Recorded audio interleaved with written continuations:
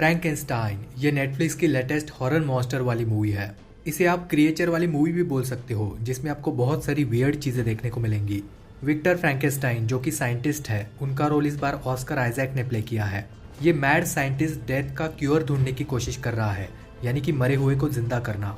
उसकी इस खोज की वजह से कैसे एक अजीब सा क्रिएचर बन जाता है जो कि एक मॉन्स्टर यानी कि बीस्ट की तरह है। अब इस क्रिएचर के जिंदा होने के बाद क्या कुछ होता है, विक्टर फ्रैंकेनस्टाइन की लाइफ पर इसका क्या असर पड़ता है, क्या डेथ का क्योर ढूंढना जरूरी भी था, ये सब कुछ जानने के लिए आपको देखना होगा इस मूवी को। ये पूरी तरह से एक स्पॉइलर फ्री रिव्यू होने वाला है, तो वीडियो को आप पूरा देख सकते हो। मूवी कैसी है, आपको देखनी चाहिए या नहीं, ये पिछली फ्रैंकेनस्टाइन मूवीज के कंपैरिजन में आखिर कैसी बनी है, सब कुछ डिटेल में डिस्कस करेंगे, जिससे आपको आइडिया आ जाएगा कि ये मूवी आपके लिए है भी या नहीं। वीडियो को शुरू करने से पहले अगर आपको ऐसी ही क्रिएचर वाली या फिर मॉन्स्टर वाली मूवीज देखना पसंद है तो चैनल को सब्सक्राइब कर सकते हो, क्योंकि यहाँ पर हम ऐसी ही मूवीज के बारे में डिस्कस करते हैं। अब बिना टाइम वेस्ट करे वीडियो को शुरू करते हैं।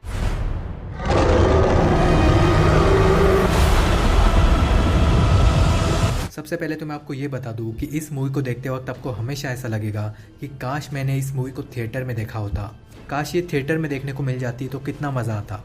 आप ऐसा ही सोचोगे, क्योंकि गाइस मूवी देखने में बहुत ही ज्यादा खूबसूरत है। कैसे एक ब्रिलियंट साइंटिस्ट एक खतरनाक एक्सपेरिमेंट करता है जिससे एक मॉन्स्टर या फिर क्रिएचर जिंदा होता है। ये सब कुछ होने के बाद जो तबाही मचती है, इसको कैसे रोका जाए। इस मूवी का मैं काफी बेसब्री से इंतजार कर रहा था, क्योंकि फ्रैंकेनस्टाइन की स्टोरी तो बढ़िया है ही।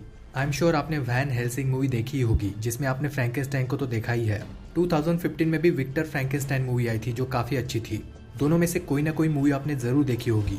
इसके अलावा भी कई सारी मूवीज बनी है, लेकिन ये वाली फ्रैंकेनस्टाइन मूवी बहुत ही ज्यादा स्पेशल है, जिसका रीजन है मूवी के director.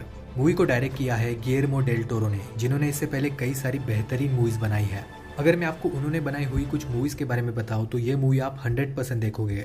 Director Guillermo del Toro ने इससे पहले first Pacific Rim, Hellboy part 1 और part 2, Blade 2, the Shape of Water और पिनोकियो जैसी बेहतरीन मूवीज बनाई है। ये डायरेक्टर क्रिएचर्स को जिस तरह से प्रेजेंट करता है उस तरह कोई भी नहीं कर पाता। इन्होंने अब तक जो भी कोई क्रिएचर वाली मूवीज बनाई है उनमें क्रिएचर्स 100% रियल लगते हैं।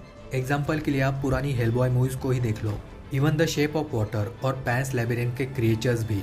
तो अगर आपको डायनासोर्स, बड़े बड़े क्रिएचर्स या फिर मॉन्स्टर्स देखना पसंद है तो इस डायरेक्टर की हर मूवी आपको अच्छी लगेगी। 2025 की फ्रैंकेनस्टाइन देखने के लिए यही एक रीजन आपके लिए काफी है। और अगर आपको पता नहीं है तो बता दूं कि फ्रैंकेनस्टाइन मूवी बनाना इस डायरेक्टर का सपना था। अब आप ही सोचिए उन्होंने इस मूवी को किस तरह से बनाया होगा। तो गाइज मूवी का डायरेक्शन और टेक्निकल एस्पेक्ट्स बिल्कुल परफेक्ट है, कहीं पर भी किसी भी तरह की कमी आप निकाल नहीं पाओगे। भले ही अब तक आपने सारी फ्रैंकेनस्टाइन मूवीज क्यों ना देखी हो, ये मूवी आपको बहुत ही यूनिक फील होगी। सब कुछ पता होने के बावजूद भी आपको ऐसा लगेगा कि आप कुछ नया देख रहे हो। और गाइज दिखने में मूवी बहुत ही ज्यादा खूबसूरत है। कुछ मूवीज होती है ना जिनकी फीलिंग ही कुछ ऐसी होती है जिन्हें आप कभी भी भूल नहीं पाते, जैसे कि अवतार, Twilight, mad max, Lord of the rings. In movies की अपनी एक अलग फीलिंग है जिन्हें आप कभी भी भूल नहीं पाते। तो ये वाली फ्रैंकेनस्टाइन मूवी भी बिल्कुल वैसी ही है, जो आपके फेवरेट मूवीज के लिस्ट में हमेशा के लिए शामिल हो जाएगी। डायरेक्टर ने जिस विजन से इस मूवी को बनाया है उसे देखकर आप शॉक होने वाले हो। मूवी की प्रोडक्शन डिजाइनिंग इतनी बेहतरीन है कि हर एक सीन आपको रियल लगता है।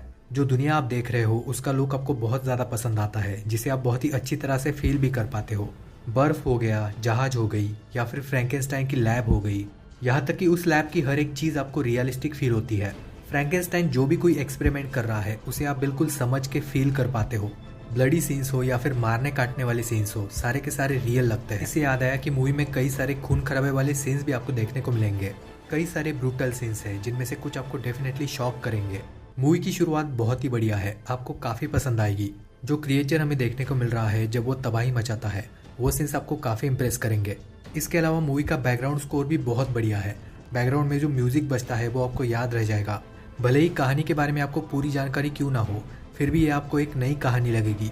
कहीं पर भी आपको वैसा नहीं लगेगा कि फिर से आप वही चीज देख रहे हो। तो किसी भी एंगल से ये एक रीमेक मूवी फील नहीं होगी।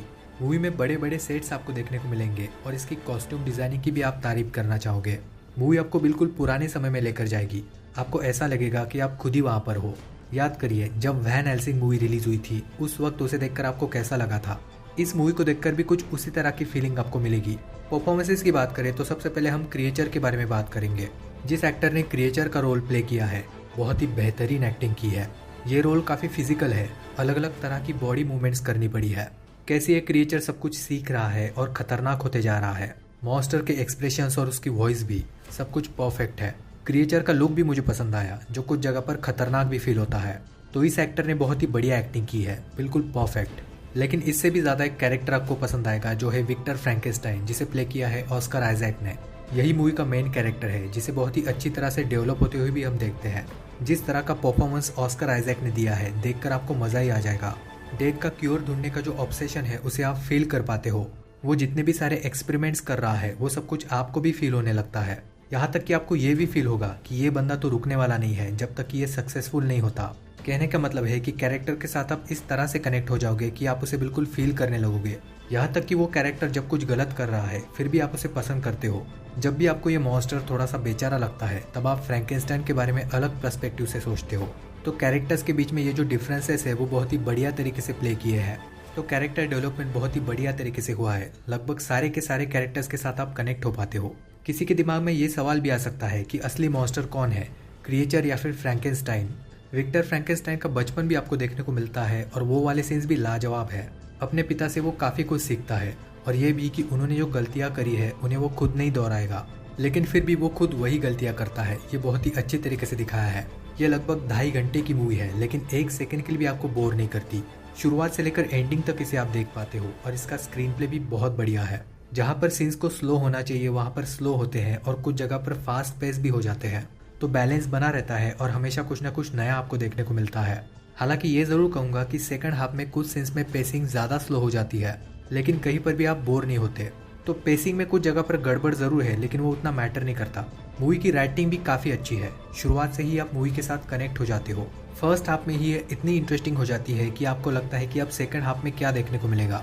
लेकिन सेकंड हाफ में चीज़ें उतनी भी ज़्यादा इंटरेस्टिंग नहीं होती। कहानी तो आगे बढ़ती ही रहती है। कहने का मतलब ये है कि मूवी का फर्स्ट हाफ ज़्यादा अच्छा है। सेकंड हाफ में बहुत ज़्यादा एक्साइटिंग चीज़ें आपको नहीं देखने को मिलेंगी। तो पेसिंग और ये वाली चीज़ बहुत ही छोटा सा नेगेटिव पॉइंट है, जो काफ़ी कम लोग नोटिस कर पाएंगे। और कई बार मुझे ये भी लगा कि हीरोइन का जो कैरेक्टर आर्क है, उसे थोड़ा ज़्यादा समय देना चाहिए था। यहाँ पर आपको रोमांस भी देखने को मिलेगा, जो कुछ लोगों को बहुत पसंद आएगा और कुछ लोगों को सिर्फ ठीक लगेगा। तो हाँ, यहाँ पर राइटिंग और पेसिंग डेफिनेटली इम्प्रूव हो सकती थी। जहाँ पर भी रोमांस आता है, वहाँ पर मूवी का टोन थोड़ा सा चेंज हो जाता है। तो ये बात शायद कुछ लोगों को उतनी पसंद नहीं आएगी। मतलब इसे आप हेट तो नहीं करोगे, लेकिन ये सारी चीज़ें आपको उतनी इंटरेस्टिंग नहीं लगेगी। तो छोटे छोटे हल्के फुल्के नेगेटिव पॉइंट्स है, जिन्हें आप आराम से इग्नोर कर सकते हो। सिनेमेटोग्राफी के बारे में अलग से बताने की ज़रूरत नहीं है। मूवी दिखने में बिल्कुल परफेक्ट लगती है। इसके एनवायरनमेंट को भी आप फील कर पाओगे। ब्यूटीफुल लुकिंग मूवी, ठंड में देखने के लिए बिल्कुल परफेक्ट मूवी है। मैंने मूवी को इंग्लिश में देखा, लेकिन ट्रेलर से तो हिंदी डबिंग अच्छी ही लग रही है। इसमें डायरेक्टली कोई एडल्ट सीन नहीं है, लेकिन कुछ ऐसे सीन ज़रूर है जिन्हें आप फैमिली के सामने तो नहीं देख सकते। कुछ सीन्स में कैरेक्टर्स को पीछे से ओपनली दिखाया है, तो फैमिली के साथ देखने लायक तो नहीं है। ओवरऑल गाइज, मुझे तो मूवी अमेजिंग लगी, जिसे मैं मस्ट वॉच भी कहूँगा। मैं इस मूवी को रेट करूँगा 9 आउट ऑफ 10, और इसे आपको रेकमेंड भी करूँगा। इसे आप ज़रूर देखना। अगर आपने ये मूवी देखी है तो कमेंट्स में ज़रूर बताना कि आपको ये कैसी लगी।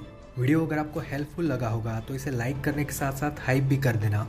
और अगर आपको क्रिएचर वाली मूवीज़ देखना पसंद है तो चैनल को सब्सक्राइब भी कर सकते हो, क्योंकि यहाँ पर हम ऐसी ही मूवीज़ के बारे में डिस्कस करते हैं। मिलते हैं अगले वीडियो में। Till then